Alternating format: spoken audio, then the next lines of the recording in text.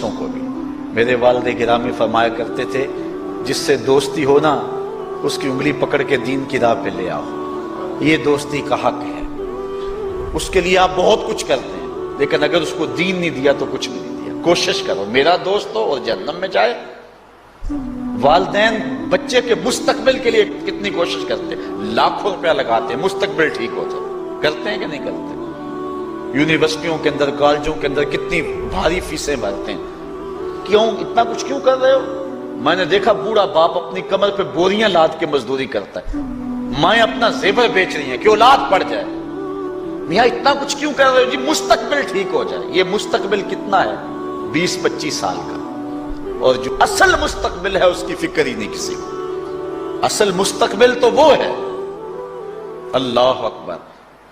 بیرون ملک جائے بیٹا تو ماں کہتی ہے بس دعا کرو کہ میرا بیٹا خیریت سے پہنچ جائے۔ بیٹی کی شادی کرتی ہے تو ماں کہتی ہے دعا کرو کہ اپنے گھر میں اس کو چین مل جائے۔ کسی کا انٹرویو ہوتا ہے، لوگ کہتے ہیں جناب دعا کرو کہ اس انٹرویو میں وہ کامیابی سے گزر جائے۔ میں کہتا ہوں جب قبر میں اترتا ہے پھر کسی نے آ کر کبھی نہیں کہا کہ دعا کرو مشکل گھڑی آ گئی ہے خیریت سے گزر جائے۔ اصل امتحان تو یہ ہے، اگر اس امتحان سے گزر گیا تو کامیابی اور بامرادی۔ یہ تھوڑا سا مستقبل دنیا کا، اس کے لیے ہم کتنے پیسے لگا دیتے ہیں۔ سب کچھ اولاد کو آتا ہے، ہر شے فر فر پڑھتے اور بولتے ہیں، دعائے قنوت بھی نہیں آتی ہوتی۔ تو ہم اپنی اولاد کے لیے دین کا تحفہ اس کو کبھی نہ چھوڑیں۔ اللہ اکبر، کوشش کریں، محنت کریں۔ حضور نبی رحمت صلی اللہ علیہ وآلہ وسلم نے ان بد عمل واعظین کی بات بھی کی ہے کہ جو لوگوں کو نیکی کا حکم دیتے ہیں اور خود اس پہ عمل نہیں کرتے۔ آج ہمارے کچھ واعظین لوگوں کو تو واعظ و تلقین اور نصیحت کرتے ہیں اور خود نماز میں سخت سستی کا ارتکاب کرتے ہیں، اور جس سے قوم کے اندر نماز میں سستی عملاً پیدا ہو جاتی ہے۔ کوئی عرس کی تقریب ہو، کوئی محفل نعت ہو، کوئی جلسہ ہو، کوئی شادی کی تقریب ہو، نماز کے وقت کا پورا خیال رکھا کریں اور اس بات کا لحاظ رکھا کریں۔ بلکہ ہمارے ہاں ایک عجیب سا فیشن ہے اور عجیب سی بات ہے، میں بڑا حیران ہوا کرتا ہوں کہ عشاء کے بعد جب جلسے ہوتے ہیں نا ہمارے مساجد کے اندر، تو مغرب سے اعلان شروع ہو جاتا ہے آج رات فلاں صاحب خطاب فرمائیں گے، اور پھر جب نماز عشاء ہوتی ہے تو ہمارا نقیب محفل کھولتا ہے لاؤڈ سپیکر اور وہ اعلان کرتا ہے حضرات جماعت ہو چکی ہے، اب مسجد میں آ جائیں۔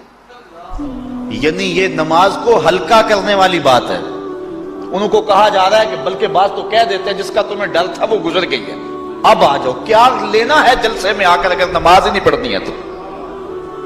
ممبر و محراب کے جو ذمہ دار ہیں ان سے جو ہے وہ عجیب و غریب قسم کی جو ہے وہ حرکات سکنات سرزد ہو رہی ہیں۔